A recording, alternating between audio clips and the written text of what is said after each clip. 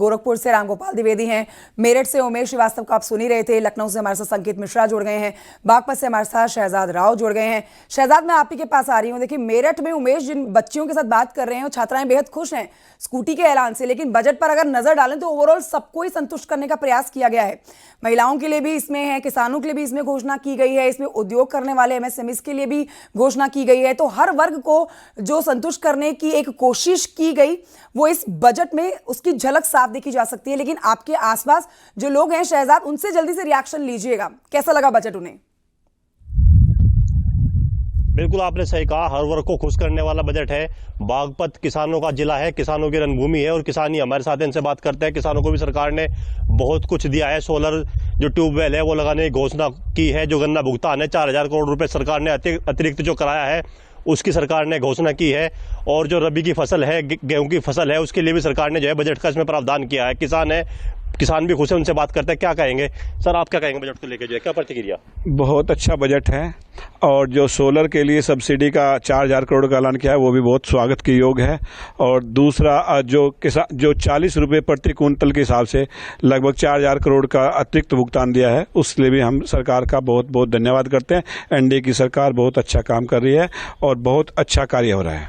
MSME के लिए भी जो है बजट की व्यवस्था हुई है, जो इसको लेकर क्या कहेंगे? जैसे एमएसएमई के लिए जो बजट की व्यवस्था हुई है, जिससे लघु उद्योगों को बढ़ावा मिलेगा और प्रदेश में जो छोटे छोटे कुटीर उद्योग है, चोई चरण सिंह जी की भी यही नीति रही थी, छोटे छोटे कुटीर उद्योगों को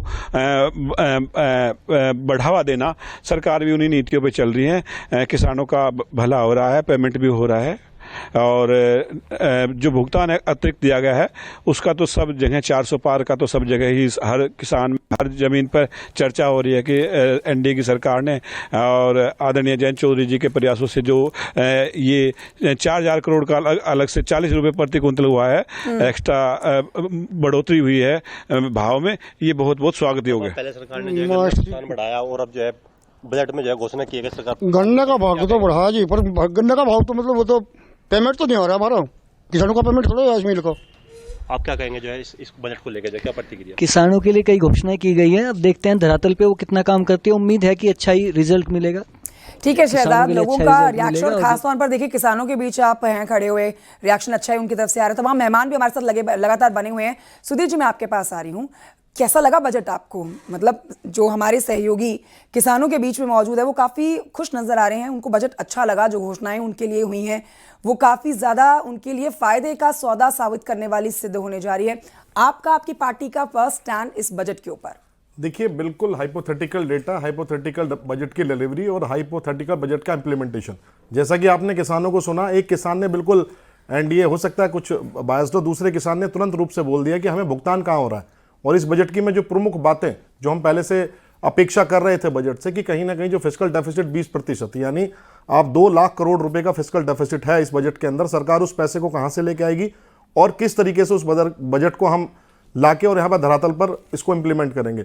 बहुत सारी चीज़ों की अपेक्षा थी। एमएसएमई में आप कह रहे हैं 96 लाख एमएसएमई उत्तर प्रदेश में है और 96 लाख एमएसएमई के लिए अगर आप 3300 करोड़ रुपए के बजट का प्रावधान करते हैं तो एक एमएसएमई को आप 30 से 32 लाख रुपए दे पाएंगे। और सबसे बड़ा जो प्रश्न है, एमएसएमई को केवल बजट एलोकेशन से नहीं, एमएसएमई के सेगमेंट के जो उनके प्रोडक्ट हैं उनके लिए किस मार्केट के सेगमेंट को आपने संरक्षित किया है, किसको रिजर्व किया है और उनको किस तरीके से मार्केट अवेलेबल कराएंगे, ये सबसे बड़ा विषय। उत्पाद को केवल पैदा कर देने भर से कोई काम नहीं चलता।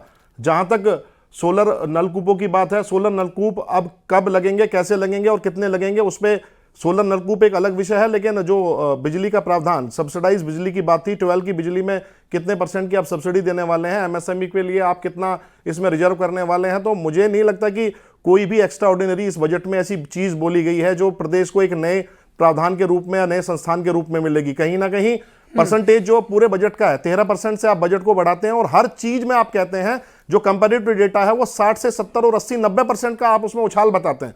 तो ये कैलकुलेशन भारतीय जनता पार्टी किस तरीके से करती है और किस तरीके से उनकी प्रेजेंटेशन है, ये ना हमें कभी समझ में आई और ना हम इस बात को समझना चाहते हैं। अगर आपके बजट में 13% आप उसको इंक्रीज करते हैं और हर एक योजना में कहते हैं कि जो पिछले फाइनेंशियल ईयर में जो बजट था उससे हमने जाके 65%, 60%, कहीं 70%, 80% का आप कहते हैं कि हमने उसमें बजट के प्रोविजन कर दिए, तो ये जो गैप है इसको आप कैसे फिल करने वाले हैं। और सबसे बड़ी बात, जो एक योजना आप पिछले बजट में लेके आते हैं, उसका क्रियान्वयन क्या है? जैसे कि छुट्टा पशु का जो बजट पिछले साल में प्रोविजन में था, वो कितना खर्च हुआ और इसमें उसका कितना प्रावधान है? सुधीर जी, थोड़ा समय तो देना होगा, बजट तो अभी आया है धरातल पर, ये इस पर काम होते देखिए हुए धरातल थोड़ा है, तो लेकिन समय बजट देना होगा। समय देना होगा, लेकिन एलोकेशन हो चुकी है। बजट एलोकेशन के बाद जिस सेगमेंट को जिस मद में जो पैसा दिया जाना था वो दिया जा चुका है। किसान नेता सावित मलिक से उसके ऊपर रिएक्शन ले लेते हैं, हमारे साथ वो भी मौजूद हैं। सर, आपका पहला रिएक्शन, बजट आपने पूरा सुना होगा, किसानों के लिए यहाँ पर काफी बड़े ऐलान किए गए हैं, कुछ किसानों से हमने बात भी करी, वो काफी खुश भी नजर आ रहे थे। आपका इस पूरे बजट के ऊपर पहला रिएक्शन क्या है? घोषणाएं तो होती है लेकिन अमल में नहीं आती। बहुत सारे हमारे पास ऐसे मुद्दे हैं जो लगातार सरकार घोषणा करती आ रही है लेकिन अमल में नहीं आए। आप उमेश जी हैं, पूरा वेस्टर्न यूपी देखते हैं, इनसे पूछिए। शहजाद भाई जहां पर खड़े हुए हैं वहां पर मिल की क्या स्थिति है, अगर आपको बता दे। लगातार शहजाद दानिश आजाद जी, आपसे ये बजट आप कितना महत्वपूर्ण मानते हैं? ये बहुत महत्वपूर्ण और बहुत ऐतिहासिक बजट है। जिस तरीके से उत्तर प्रदेश के अब तक का सबसे बड़ा बजट आज योगी सरकार ने पेश किया है, माननीय प्रधानमंत्री मोदी जी के मार्गदर्शन में उत्तर प्रदेश की योगी सरकार ने हमेशा ग्राउंड लेवल पे काम किया है, जनता के विकास के लिए काम किया है, जनता की भलाई के लिए काम किया है, प्रदेश की उन्नति और खुशहाली के लिए काम किया है। और खास तौर पे इस बजट की सबसे अच्छी बात यह है कि इस बजट में किसान हो, नौजवान हो, हमारी मातृशक्ति हो, नारी शक्ति हो, पिछड़ा समाज हो, दलित समाज हो, मुस्लिम पासमानदा समाज हो, बुनकर समाज हो, सभी वर्गों का ख्याल इस बजट में माननीय मुख्यमंत्री जी ने रखा है। हम बहुत आभार व्यक्त करते हैं उत्तर प्रदेश की बिल्कुल जनता से। सभी वर्गों का ख्याल रखा है। आप तो खन्ना जी के पीछे ही बैठे थे, हम देख रहे थे जब वो बजट पेश कर रहे थे, तो क्या कुछ मिला है इस बजट से, सीधे तौर पे बताइए। देखिए, ये उत्तर प्रदेश का माननीय मुख्यमंत्री जी के नेतृत्व में 10वां बजट पेश हुआ है और ये बजट जो है बहुत बड़ा और ऐतिहासिक बजट है कि जिसमें सारे वर्गों का, हर समाज का, सारे ही, चाहे किसान हो, युवा हो, व्यापारी हो, श्रमिक हो, महिलाएं हो, नौजवान हो, सबके समावित करते हुए ये बहुत महत्वपूर्ण बजट, सबका ध्यान रखा गया है और सबके आगे भविष्य के लिए भी, बढ़ोतरी के लिए, बेहतरी के लिए ये बजट लेके आए हैं और बहुत ही ऐतिहासिक बजट है। लेकिन आप दोनों लोग अगल बगल जिले से हैं, आप प्रभारी भी हैं आपके जिले के, हालांकि आप भी महोबा के प्रभारी हैं, तो आपको क्या लगता है कि जो रुहेलखंड का क्षेत्र है, पश्चिम यूपी है, वहाँ पे किसान बाहुल्य, गन्ना किसान बड़ी संख्या में है और आप खुद गन्ना विभाग के मंत्री हैं, किस तरह से देखते हैं? गन्ना किसानों के लिए जो देश के यशस्वी प्रधानमंत्री आदरणीय नरेंद्र मोदी जी और उत्तर प्रदेश के कर्मयोगी मुख्यमंत्री आदरणीय पूज्य योगी आदित्यनाथ जी के कुशल मार्गदर्शन में हमारे माननीय वित्त मंत्री आदरणीय सुरेश खन्ना जी ने जो आज बजट प्रस्तुत किया, मैं कह सकता हूं कि ये उत्तर प्रदेश की दशा और दिशा बदल। सात्विक मलिक जी, आप अपनी बात पूरी कर सकते हैं।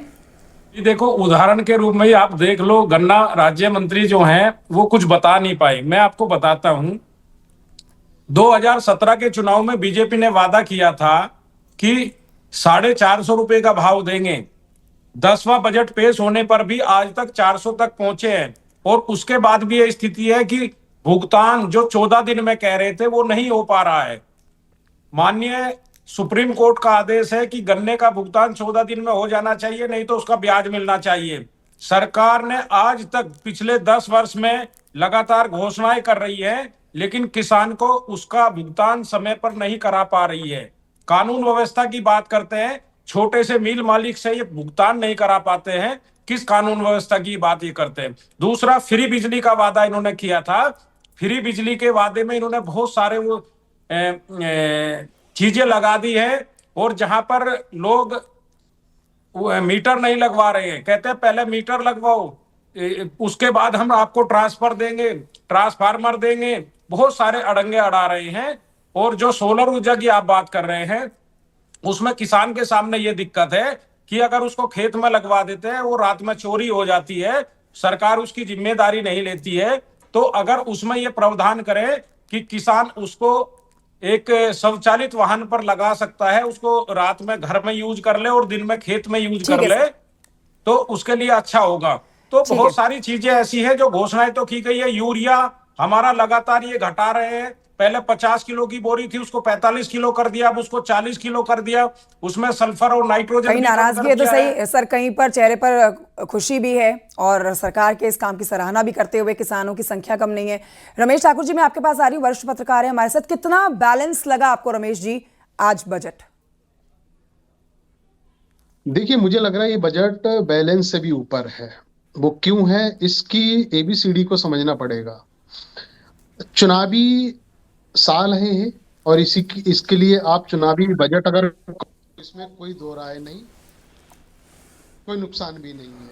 अब क्या है, 2-3 महीने के बाद में उत्तर प्रदेश में निकाय चुनाव होने हैं और उसके 2 महीने के बाद में पूरी की पूरी हुकूमत अगले चुनाव के लिए कूच कर जाएगी। तो जाहिर सी बात है, ये जो बजट है बम्पर बजट है और सब लोगों के लिए खुश करने की कोशिश की गई है। और कोई भी सरकार होती है, इस तरीके के बजट या तो पहले साल में आता है या तो आखिरी साल में आता है। अब आखिरी साल में सरकार ये निश्चिंत नहीं रहती है कि हम ही आएंगे, हो सकता है दूसरा भी कोई आ जाए, लेकिन हम आए तो इसके लिए बजट का प्रावधान बड़ा लोक लुभावन किया जाएगा। तो उसमें कोई सरकार ने कसर नहीं छोड़ी है। सुधीर जी, आप तो चुनावी बजट के लिहाज से भी इस बजट को नकार ही देंगे क्योंकि आपको पसंद ही नहीं आया है। मैं आपका रिएक्शन लूंगी इसके ऊपर। फिलहाल एक छोटे से ब्रेक के लिए यहाँ रुक रहे हैं। बजट पेश हो चुका है और इस पर बड़ी कवरेज लगातार हमारी जारी है। छोटे से ब्रेक के लिए रुकना होगा, जल्द लौटेंगे।